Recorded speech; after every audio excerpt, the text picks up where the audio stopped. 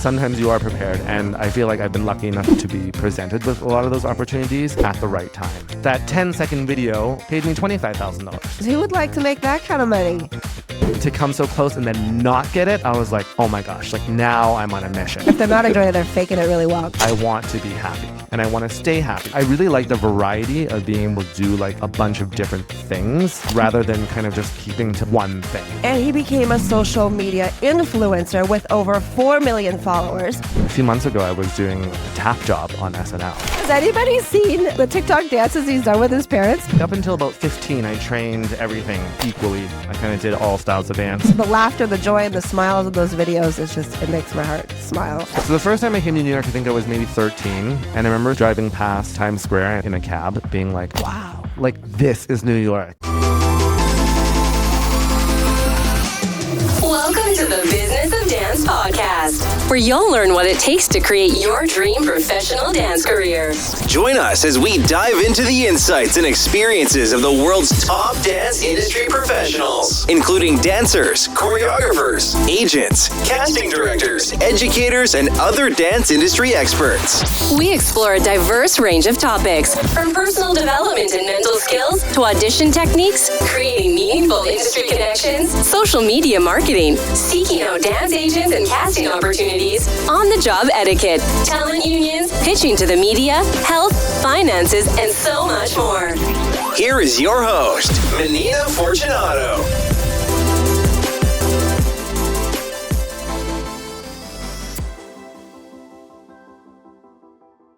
So we are in New York City with a very special guest that I have personally known since he was a small, competitive boy dancer. And this is one of the most diverse dancers that has literally carved a path in every facet of dance, from company work in the ballet world, TV and film work on shows like So You Think You Can Dance. With Miami City Ballet was the company work that he did before. He's been on Broadway in the musical Newsies. He's been on TV shows and movies like The Greatest Showman. He's worked with some of the biggest pop stars on the planet, like Taylor Swift and Ariana Grande. And he's a dance educator, he's an adjudicator, and he became a social media influencer with over 4 million followers, working with some of the biggest brands that you can think of, Amazon, Google. Without further ado, please welcome, originally from Vancouver, BC in Canada, now residing in New York City, but has worked all around the world. Please give it up for Alex Wong.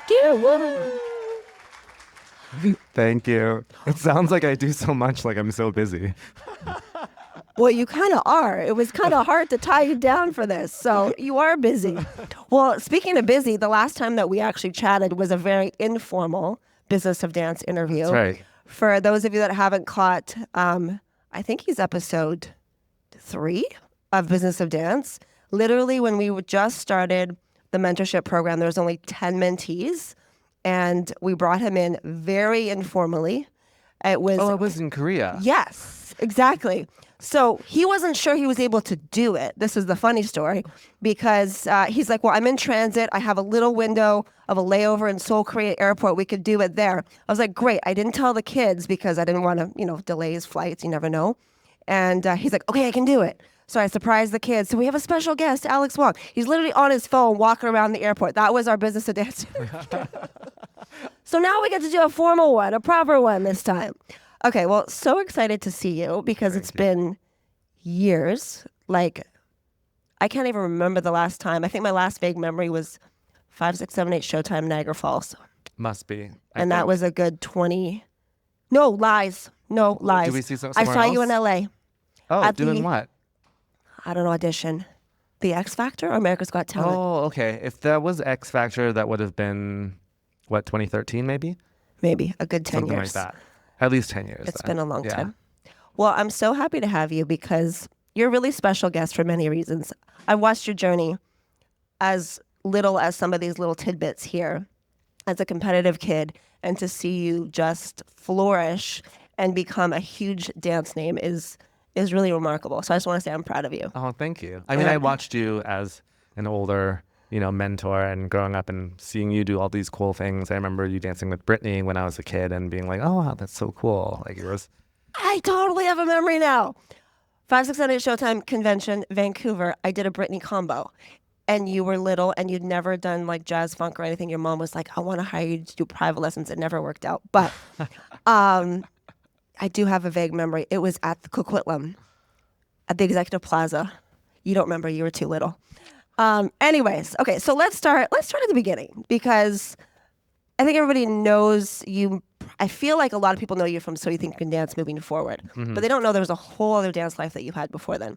So kind of take us back on, you started off comp kid, jazz, tap, then how you immersed into the ballet world. Lead us kind of up to the professional life. What did that look like?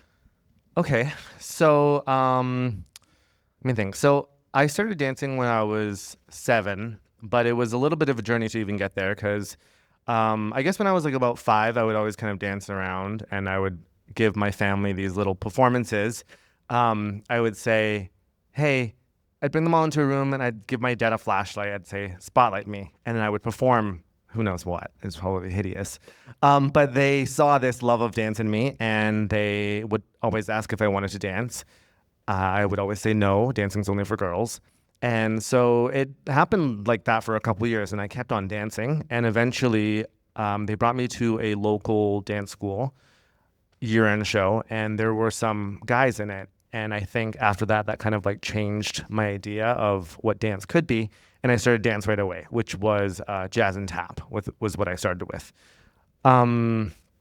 Fast forward a few years, my teacher, she really always had the best interest in me. Her name was Bonnie Jean. And she said, if you want to get serious in dancing, you have to start taking ballet. And she said, you can only go to this one studio. She actually sent me to another studio. And it was like a strictly ballet studio. It was an hour and a half away from where we lived at the time, which was a very far commitment for my mom that would drive me everywhere. And so I started taking ballet. Hated it. Absolutely hated it. But I did it 3 times a week initially. I remember sometimes I would even have like my ballet dance clothes underneath. My mom doesn't know this. I would show up to class and then I would say, oh, forgot my clothes. Can't take today. Because like I couldn't bear the idea like standing at bar and like doing these boring combos. And especially because coming from this like jazz and tap background, I was like always like, it was always so hype. Like I was always so excited. And it felt so dry to just stand there and like be poked at. Like, this is wrong, your knee, your arm. And I was like, everyone else looks like this. Like, why are they picking at me? So started taking ballet quite seriously. The following year in dance comp, it was like night and day. Like there was like a huge difference and everyone was like, what is he doing? And I knew it was good for me. I still hated it. Continued to do it for probably another 3 to 4 years until I was like all right with it. I was like, okay, this feels like I'm okay with it now. Like it's like dancing. It just takes so long until you're like actually moving in ballet. And it takes a long time to actually train your eye to see how like hideous you were before. So up until then, I'd say up until about 15, I trained everything pretty like equally. I kind of did all styles of dance. And then I kind of got to a crossroads at about 15 where I was like, okay, what do I want to do with my career? And at that point, especially being Canadian, like I don't know what was possible. We didn't even have conventions really. There was like 567 Showtime, which her parents ran. And I think that was really the only convention we had. I didn't grow up with convention. We had competition, but no convention. So there was not that many like industry leaders that I had to base anything off of. It was just like a few people that had left Canada, Menina being one of them, Stephanie Mosley being another one. But really just like kind of seeing those people being like, oh, they're doing cool stuff in Los Angeles. Like this is where you go if you're really successful. And so it was just like kind of that idea. And at the time, this would have been 2000, okay? I didn't really see that much Asian representation on TV and film and even like Broadway and things like that. And I just didn't find it realistic for me to pursue a commercial dance career. So since I was at such a good ballet school, I was like, okay, so I know I can pursue ballet professionally. I know I'm at a level where I can do that. So let's put the eggs in that basket for now. So continued to train, and at 17, I did a really large international ballet competition called Prix de Lausanne, and I became the first Canadian in the 32-year history to win the gold medal for that. And that springboarded me to essentially choose like any company of choice in the world, which I chose American Ballet Theater in New York City. It was like something, a place I always wanted to be. And that's where I started my ballet career. So I don't know if there's any Canadians in the room, or even for Americans, it's very difficult to come here as someone from another country. Like, we have to prove a lot. We have to prove that we're essentially in kind of like the top 3% of the work field, and prove basically why I deserve this job as opposed to any other American. So you essentially have to prove your extraordinary ability to immigration. And luckily I had this international competition under my belt and whatever, which brought me into the States. So I started my career with American Ballet Theater. And then shortly after, about a year or two, I went to Multifaceted Ballet, where I spent 5 years, 6 years as a ballet dancer. I became a principal dancer there. At some point, I felt like I sort of needed to change. And so I kind of started auditioning around to other companies. I wasn't sure if I wanted to stay in the States or go into like the contemporary company world. And So You Think You Can Dance was kind of at its prime, and it was touring around auditioning. And I kind of just decided to go on a whim. And I went, and it turned out well. The audition was fine. We just kind of do a solo, and they, it's TV, so they really hype everything up, and you're kind of nervous. But then I went to the first Vegas round, and Vegas round is like so wild. It's so stressful. You don't sleep. And I mean, they do it on purpose because I think they don't want people to crack under the pressure when you're actually on live TV. But it actually really reminded me of how much I missed doing other styles of dance. I had been in this ballet world for like 6-7 years, kind of just doing ballet and contemporary and modern, whatever. But I missed like the commercial side of dance. It was like, I remember in Vegas, it was like, we had like Sonia Taye and Tice Diorio, Mia Michaels, Nappy Tabs. They were all doing like these rounds that we would just get cut like one after another. And it just reminded me of like how much I missed these other forms of dance that I like. And I was like, whoa, okay. So made it all the way to Green Mile, which is we call before the top 20, before you get the live shows. And I had already signed my contract for the following season with Multifaceted Ballet. And Nigel Lithgow called my director, and he asked if I could be released from the contract to do the show. And my director said, no, we need him here. And so when I got to Green Mile, I didn't know this. And they said, we'd love to have you in our top 20. Unfortunately, you have a prior contract and your director won't release you. And it was really devastating for me because at that point I didn't know I really wanted it until I experienced Vegas Week, which was like something that I realized that I missed so much. And then to come so close and then not get it, I was like, oh my gosh, like now I'm on a mission. So the following year, I remember I fulfilled my contract, and then I essentially quit to audition for the show again. The show, the So You Think You Can Dance, let me go straight to Vegas Week, which was really nice of them. And then I made the live shows, and then from there I kind of transitioned into the commercial side of dance. It was a little bit of a rough start because I snapped my Achilles tendon on the show. And then a year and 3 days later, I snapped my other Achilles tendon. So there was like a little bit of rough start, but honestly, like even like with the rough starts, it was like fine, because what happened was like the first time I like snapped my Achilles tendon, I like worked like on like vocal stuff, acting stuff. And I auditioned for what's now Aladdin on Broadway. They were doing this out-of-town tryout in Seattle. And I got that, but then I was supposed to return as an all-star for So You Think You Can Dance. This is before I snapped my second Achilles. So I'm about to start all-star for So You Think You Can Dance. I already like have a partner and whatever, and I snapped my Achilles doing a Step Up 3 or 4 audition. And this is actually in front of Chris Scott. I remember him calling me after being like, "Did you snap it in front of me?" I was like, "Yeah, I sure did." I also didn't want to be that dramatic person in auditions, so I like finished off my like freestyle on like one leg, and then just like very like casually like walked off as if I was tired, and then drove myself to the hospital. But anyway, so the point of this story was that after I auditioned for Aladdin, didn't take it. It's not my second Achilles. The following season, I was recovering, and Disney theatrical calls, and they're like, Newsies Newsies is coming to Broadway, and like, we would love to make something work. You're already cleared vocally from Aladdin. Like, can you do this? And so I was like, okay, like what a great recovery show. So I had my Broadway debut. And I feel like it all kind of just like luckily ties in. I think I've been very lucky in my career to, I guess, be prepared for opportunities when they do come. Sometimes you're not prepared, but sometimes you are prepared. And I feel like I've been lucky enough to be presented with a lot of those opportunities at the right time. So yeah, so that kind of brings me to there. And then how I kind of transitioned into commercial.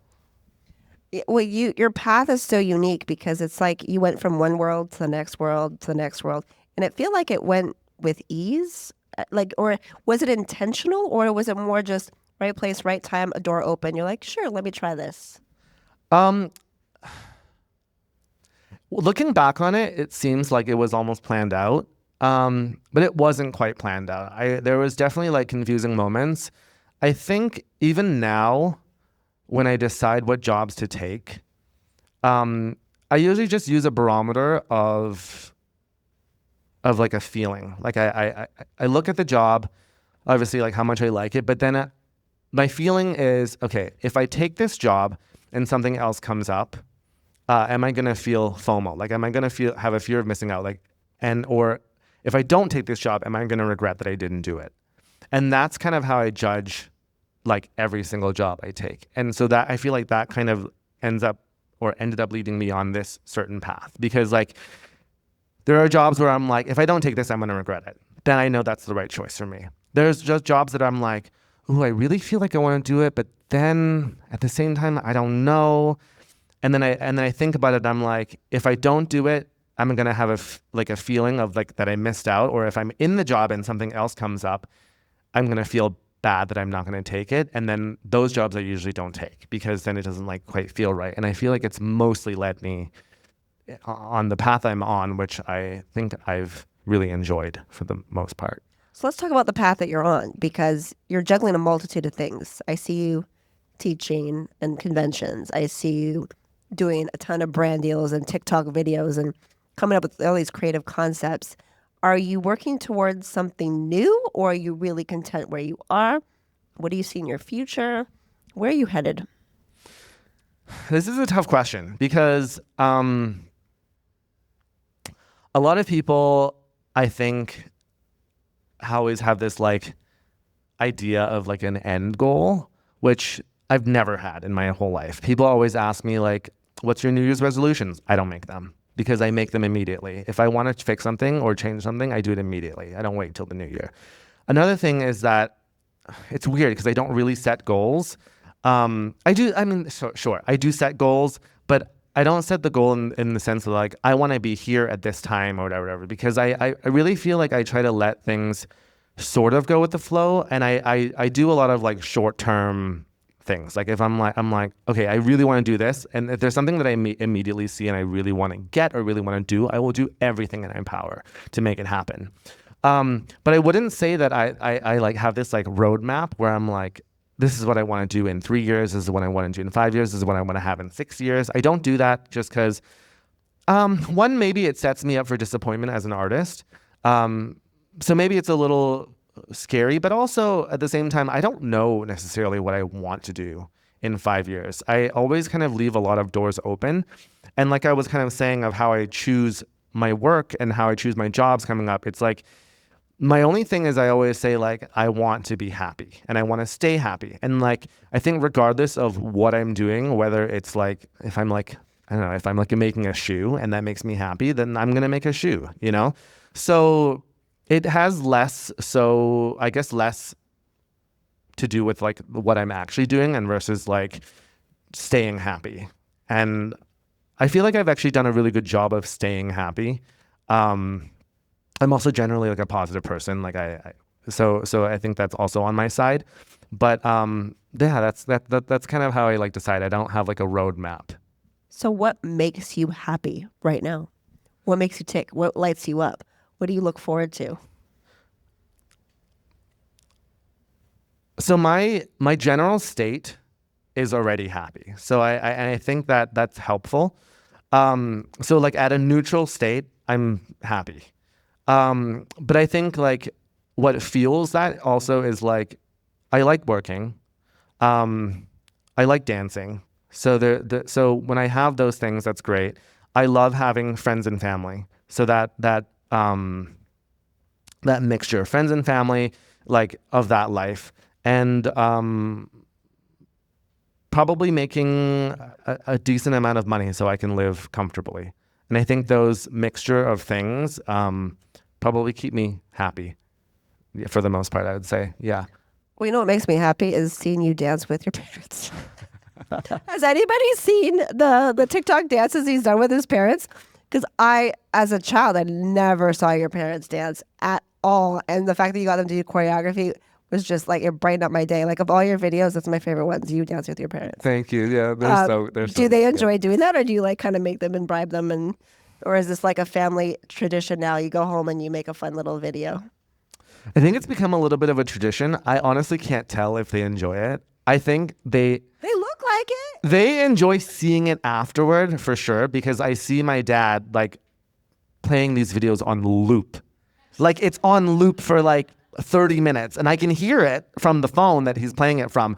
But like during it, like he's like, this better be the last one. Like, and like it's like a threat. And I'm like, well, it's not up to me. I'm like, if you do well, it's your last one. But if you keep on forgetting all the choreography, it's not your last one, you know?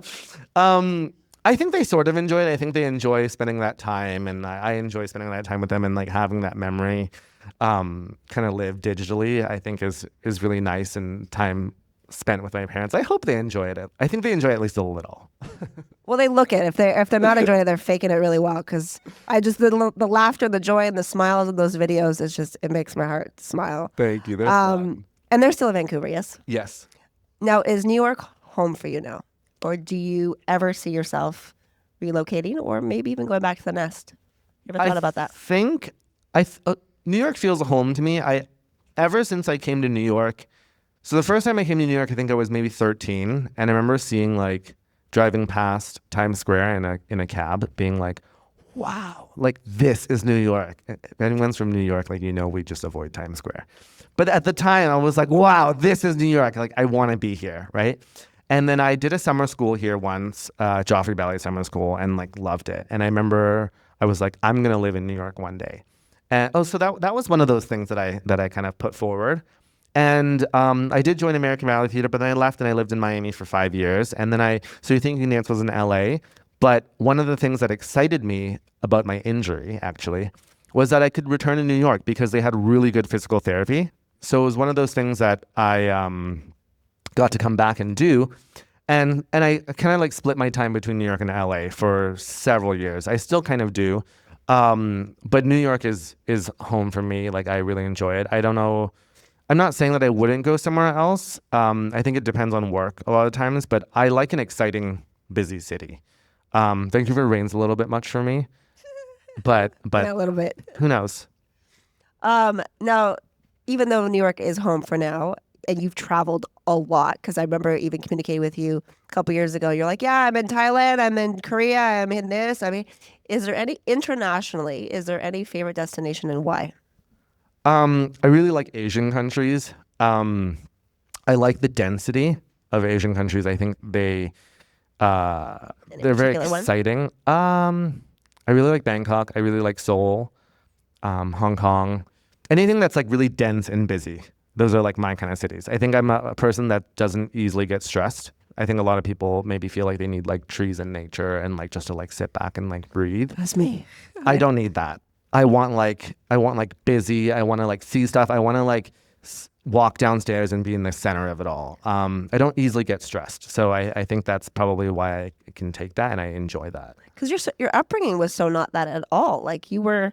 Yeah, I guess not. Yeah, no. You were in like I was in a Fraser mission, Valley yeah. area. Like, Mhm. yeah, we're talking like the trees and the mountains and everything he doesn't need. That's what he grew up with. So it's funny that you completely did a switcheroo. Because the New York life sometimes stresses me out. I'm like, this is a lot. I can handle this for a weekend, but I don't know Yeah, how like it's to no live problem. the hustle and bustle. Oh, I love it. Okay. I like being like fast and like getting things done. Okay, amazing. Looking back at your career, let's reflect back. What are you most proud of, or any big takeaways, learning experiences, anything that you're, just proud of your past? Anything that you? I think I'm really happy with how many things I ended up doing. I guess I didn't really speak about what I did after SYTYCD Dance and after Broadway. I kind of went more to LA and kind of worked on that film and TV stuff that I had been wanting to do. So then I started working in TV shows, and started working with artists and stuff like that. So, she was saying like I worked with like Taylor Swift and Ariana Grande, Mariah Carey, Dolly Parton, like a lot of like movies and things like that, like, which is kind of currently where I still live. I live in that kind of film and TV world, which is, I think, the medium I currently enjoy the most. I like that because I get a big variety of types of projects I do. So a lot of the ones I really enjoy are like the Broadway type projects. Broadway, I don't do that much because it takes so much time. We're doing 8 shows a week and you're like at least in it for a year before you can kind of move on. But if I do a TV musical, which I did like a lot of the live musicals, I don't know if you guys get that. But like I did like Peter Pan live, Little Mermaid live, Annie live, like all those ones. We do them within like 2 months. We rehearse a bit and then we like shoot it and then like you have it forever. And like I get my musical theater fix there. But then also like dancing with artists and stuff like that. And then like, occasionally even going back to my ballet roots, like I did a ballet TV show in 2016. And then like, there's another one that just came back around, that we shot for 4 months, last year. It was, if you guys are familiar with Marvelous Miss Maisel or Bunheads. So the writer, producer or whatever, the Marvelous Miss Maisel wrapped up and they moved on to a new TV show. It's called Étoile. And it's literally about ballet. It's about like a New York company and a Paris company, and I'm in the New York company. So that will premiere on Amazon Prime in the spring, and that's like a back to ballet land. So like I really like the variety of being able to do like a bunch of different things, rather than kind of just like keeping to like one thing. And so that's kind of, I guess, what I enjoy. I don't even know what the question was. Just what you're most proud of. You're proud of a lot of things. Oh, what am I most proud of? I get this feeling like what I'm most proud of is actually just staying happy. That's a good accomplishment. I think that's really the purpose of life. We're seeking joy and happiness and freedom. Yeah, I get the sense that you like the constant change. Like you don't like to sit in anything for too long. Is that the vibes? Yes. Now, is there something on your bucket list that you have not achieved at this point that you're like, man, it would be so cool if I could ... I would say I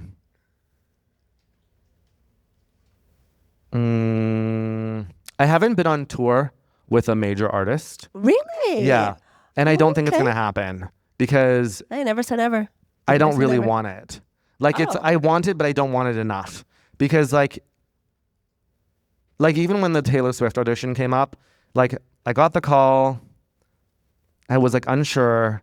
I looked at it and it was like, I was given the option to self-tape and I looked at the combo and I was like learning it. I was on a plane. I remember I was learning it. And then I was like, I don't know if this feels right. And then I looked at the cities that she was touring in the first leg and immediately I was like, this is not the right choice. I don't want it.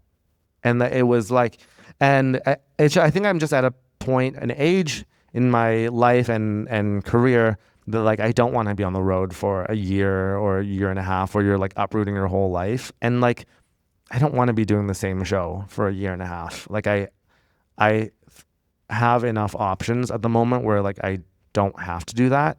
if it was like a short promo tour for like a month and a half, 2 months, absolutely. So maybe that's So like no that long-term bucket list. commitments with you is what I... Essentially, yes. All right. Well, we have a lot of business finance mentees that literally flew in from all over North America to meet you, to see you, to learn from you, and to talk to you. So we're going to give them an opportunity to come up and ask you a question. I have no idea what they're going to ask.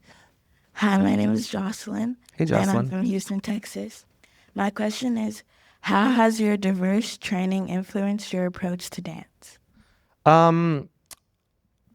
It's definitely influenced it because my diverse training has allowed me to do the kind of work I've done in my career, where it's like jumping back and forth between like artists and dancing on TV shows, and then like even the TV show I'm doing now, like I said, is like ballet. So like that's really kind of guided my entire career, is that diverse training. I think there's nothing wrong with being like specialty in something too, but I think for me personally, like I really like that change, as we were just talking about. I love to have like a variety of things. So that's really dictated a lot of my career, is like being able to like jump between different styles and things. Even like a few months ago, I was doing a tap job on SNL. So it was like these, I don't know, it's just, Newsies had tap too. So it was like you had to tap there. I don't know. Yeah. So that's really kind of dictated a lot of my career, is being able to like go into different styles of dance. Thank you. Thank you. Up next. Hi, my name is Caitlin Quinn. I'm from Putnam Valley, New York. Hey. My question is, what has been the most challenging part of your career, and how did you overcome that? I would say two things. So one of the things is injuries. That's like always really tough, because I think when you get injured, you kind of like sometimes lose a sense of identity and self, or you lose a big chunk of you. And that was definitely a really tough time when I had both of my Achilles tendons injuries, because I wasn't sure at what capacity I'd be able to return to dance and like what I would do. Those are really tough. In those moments, some of those moments, I just pretended I wasn't a dancer and kind of focused on other things, which I knew would help when I was back on my feet, which was acting and singing for that. And then another thing that I would say is a big struggle. Not so much now maybe, but like as a dancer, like you'd never know how long your career is or when it's going to end. And you're like, one day, my friend would always joke to me, he would say, I remember one day you were freaking out. You were like, oh my gosh, like there's like no work. I've done nothing. And it's been like 2 days. And then he was like, and then the very next day you're like, oh my God, I'm booked on like a bajillion things, whatever. And like, there is like this fear of unknown, of like, cause you don't know necessarily when the next job is. And like, I think I've been lucky to be able to have jobs come in, and I've been in it long enough that I can trust that it will come in. But I think that's one of the most difficult things for performers, is like wondering, am I gonna book anything? Like, where is this money gonna come from, etc. So I think those are struggles. But I don't know if I have advice for that, other than like you have to know that like you love it and that you really want it, because as an artist, like you're not necessarily in it to make money or become famous or whatever. I think like you have to really enjoy what you're doing. Otherwise, really don't do it, because it's a very difficult business. There's a lot of no's. They're mostly going to be no's. Even now for me, like it's mostly no's. So you just have to like know that like it's mostly no's. Half of the time, actually not half the time, probably like 80% of the time, it's just the way you look. So, and you just have to be all right with that. Like, it's like, I wanted a blonde girl, so bye. You know what I mean? Like or like, I wanted someone that's 5'10", not 5'6", so goodbye, right? That's a lot of it. How did you know my height? Are you actually 5'6"? 5'6".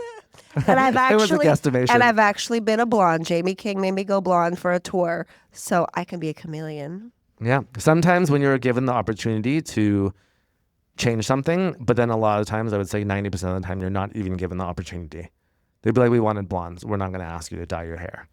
No, true. They Yeah. want it. They want it tomorrow, today. Absolutely. Great question. Thank you. Thank you. Come on up. My name is Alejandra. I'm from Boston. And my question is, what inspires your creativity when you're performing or choreographing? I would say when I'm performing, I would say for a performer, I get inspiration from a lot of people. I think like YouTube videos and like things that I see. I'm very inspired by those things. For choreography, I usually end up looking at like what the artist kind of like does and like where I want to take them. Inspiration from the song, what I feel from the song. And I think that's just kind of like,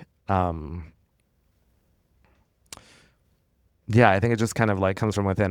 The most recent thing I choreographed was Leve's Christmas video for Santa Baby, and I knew she wanted ballet, and so I just kind of did like what I felt like would fit with her kind of jazz style like music, in a ballet sense. I don't know. I just like kind of looking at the artist and just kind of getting a feel for what I think they might like. I guess that's the inspiration. Hi, my name is Emmy Newberg, and I'm from Omaha, Nebraska. My question is, how do you recommend dancers being able to balance technical training while still developing their own unique artistry? I kind of see those as separate things. I think when you're training like technique and things like that, you're like training technique. I think artistry kind of like helps like, especially with like watching other people. I always find that really helps, like seeing what they do that I really liked. You can try it on yourself, and then like that blend of things ends up being your own style. And so I think like going to conventions and trying a bunch of styles from other teachers and not being just comfortable with how you dance, but like trying to do how they're showing it. I see so often like dancers just being content with like, oh yeah, like I got it. And like looking out from as a teacher's point of view, like I really don't think you got it. Like you have maybe the shape of the step, but like you don't have it at all. And there's like so many people, because I teach so much, like every weekend I see like 500 to 1,000 kids. People are so content with being okay. And the difficult thing about that is like, unfortunately, you can't be an okay dancer. You can be an okay singer and work so much, but you cannot be an okay dancer. It's pretty tough. Did you agree? Well, it depends on the line of work, because So true. I can say from my experience in the LA market, my highest paying jobs were step touch choreography. And Yes, but to book step touch choreography, you still have to been amazing. You don't necessarily need to be sometimes it's a amazing look. to do the Sometimes it's job. a look Sometimes thing. it's a look too. Sometimes Yes, it's a look that's thing true. or an That's very energy true. thing. Like It's very true. I have step touched in auditions, and that was like my highest paying gigs versus the free gigs are the ones where I'm like breaking my back and doing all Oh, that's a different thing. You're never paid the most when you're dancing the hardest. That's absolutely for sure. Yeah, it's always the free showcases that where you're like really dancing. Yeah. And then the big jobs is like, 100%. and that's it. And you're like, I trained my whole life, and all the fouettes and all the leaps and all those beautiful things you guys do in competition. I never used any of that in my professional life. You're different though. You're a different type of dancer. So because you are technical, and people I think use that skill. I was never that dancer, so I never had to.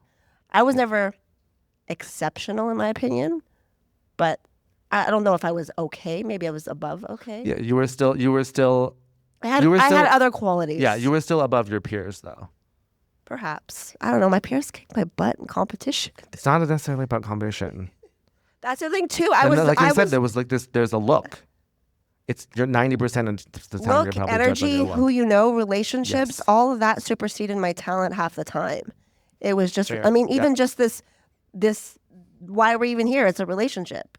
It has nothing to do with like, I seeked you out and there's submissions or audition. It was just, hey, Alex, you busy? You available? Okay, cool. Yeah, Done. fair. Yeah. So a lot of opportunity, at least for my case. But again, I didn't have the beautiful technique.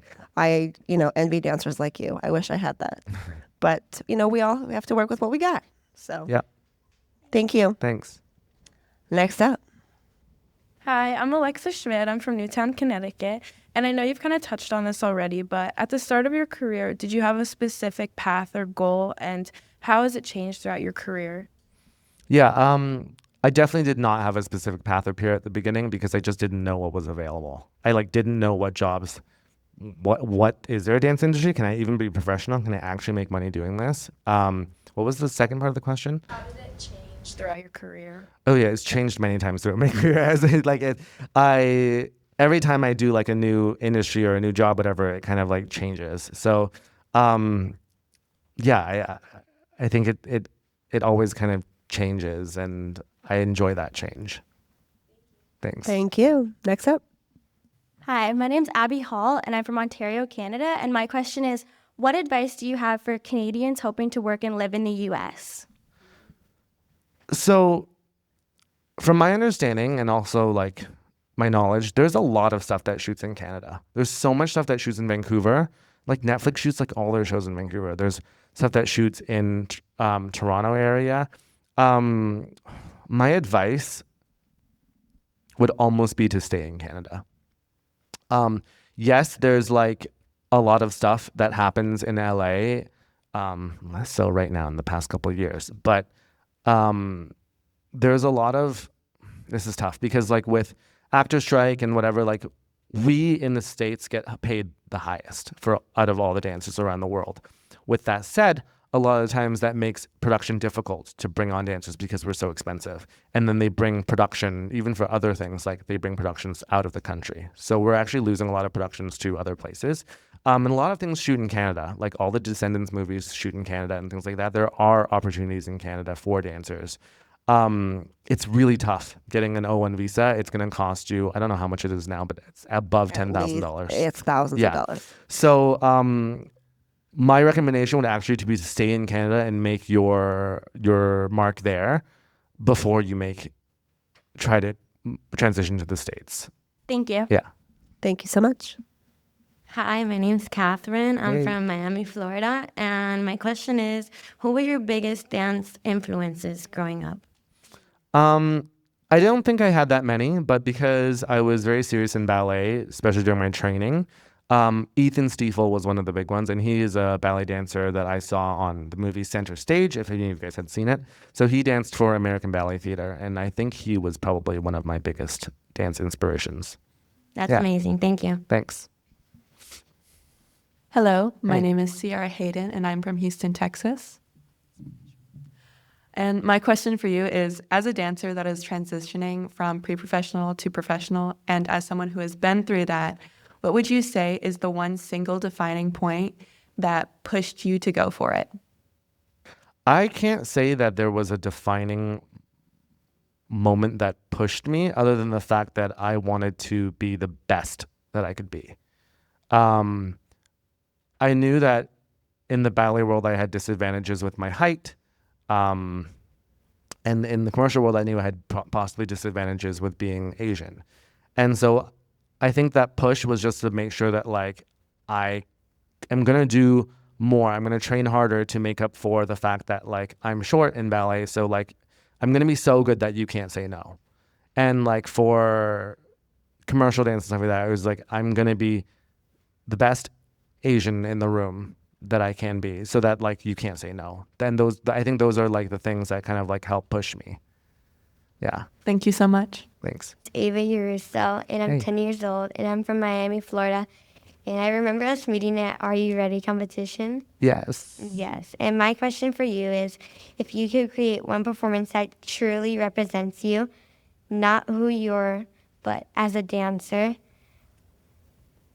what would it look like, and what message would you want it left behind? It'd probably be something happy just because I'm like a happy person, but it'd definitely be like a mixture of a bunch of styles, like every style I know, because I have worked in so many styles and that's like what I enjoy. I enjoy doing like a bunch of different styles. So it would definitely be like a mixture of things. Thank you. Yeah. Thanks. Hello, my Hi. name is Diana Premack, and I am from Maryland. And my question is, what was the first big opportunity or breakthrough moment for you that really set your career into motion and let your popularity rise? And if you could give your advice, and if you could give your younger self advice when you first started out, what would it be? I think two big things. One was the large ballet competition that I touched on earlier. That kind of put me into the ballet world. And the other thing was So You Think You Can Dance, which kind of put me into the commercial world. And it really helped because I ended up meeting choreographers that I hadn't met before, and those connections were really valuable. Advice for younger self, I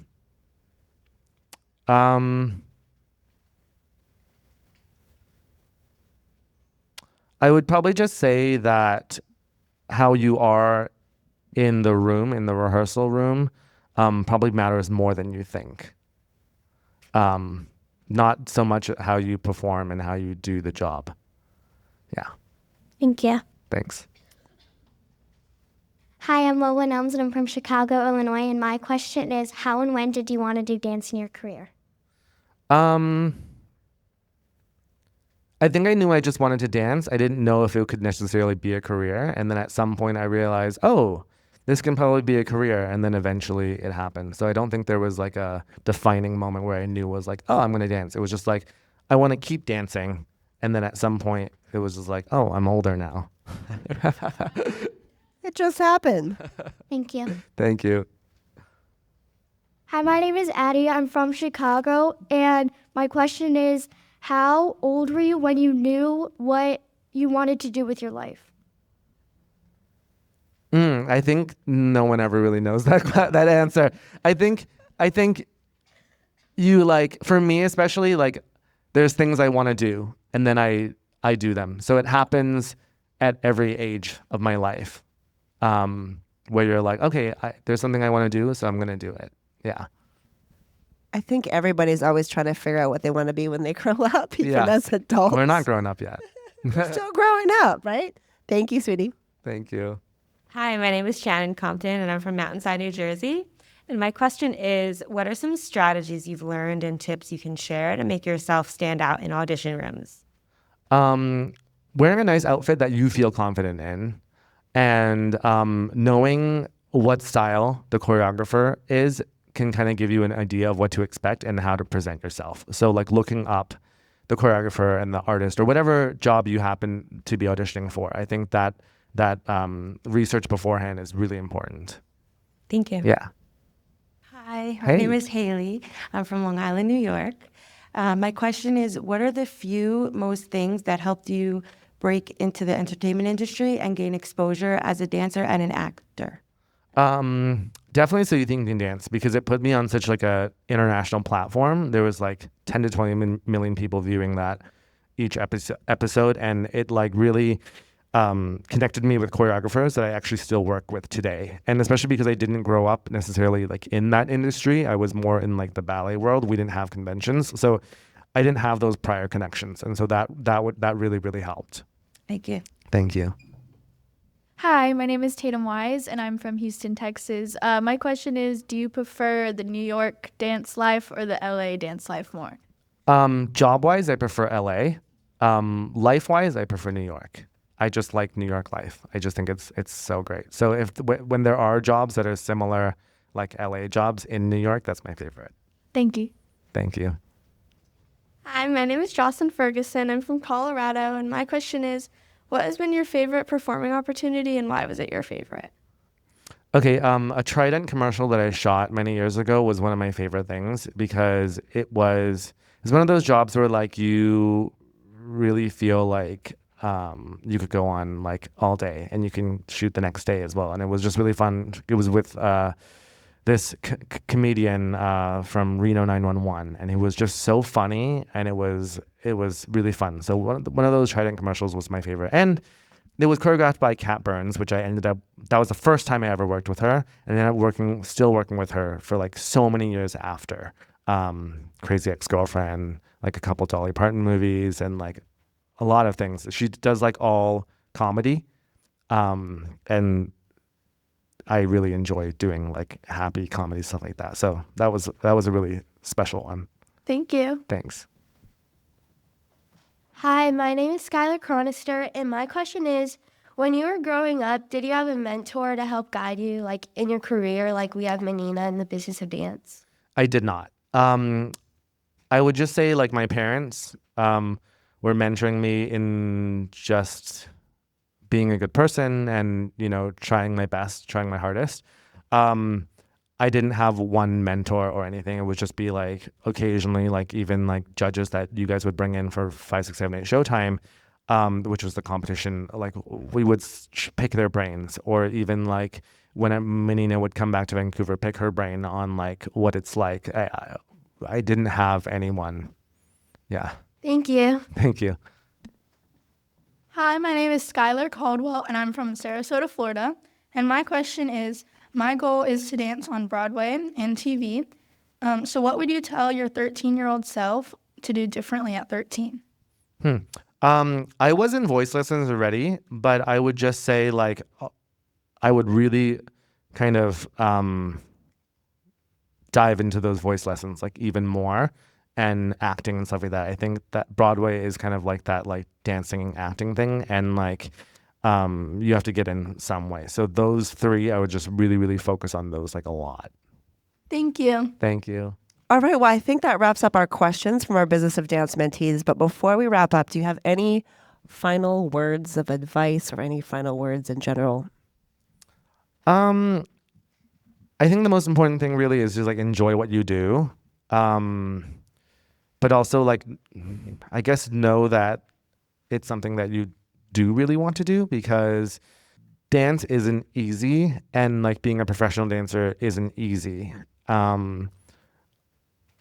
Even like for me, like I have multiple streams of income, whether it's like social media stuff, which I guess we didn't even touch on, and like film and TV stuff, and then like my convention teaching stuff, like those. There's multiple streams of income, but it's not easy for 99% of dancers.